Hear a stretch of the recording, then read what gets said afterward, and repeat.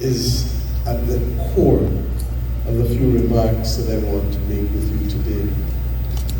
Because in a very real sense, the world as it stands today is confronted with a very difficult reality.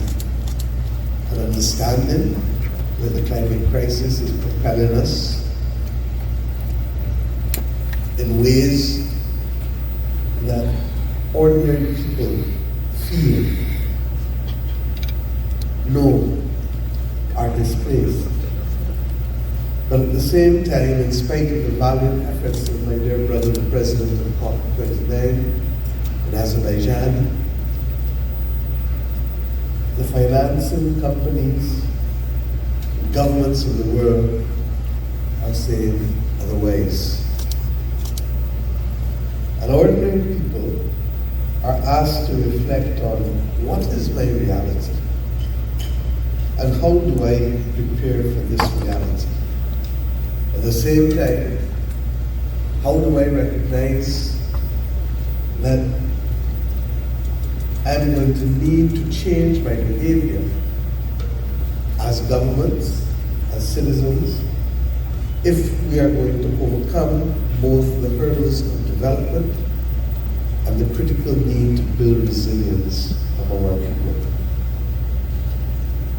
When we speak of energy in the Caribbean, we are fortunate that the majority of our people have access to energy. But we ignore the fact that across the global south, that there are of the 1.4 billion people in Africa, 600 million people who remain without electricity. We are thankful for the leadership of the World Bank and its President Ajay Banga for committing to wanting to have that 600 million and to secure for 300 million energy. But 300 million people is inconceivable to us with a small rock, whose population is less than 300,000 people.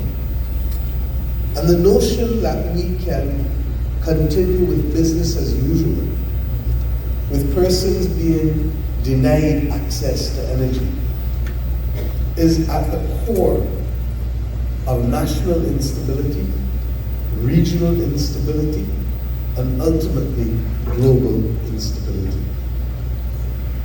I want to suggest to you that the confluence of both the climate crisis and the lack of basic energy for propelling development means that we have to redouble our efforts in spite of those who would wish now to put brakes on access to financing for ordinary people to be able to secure their future.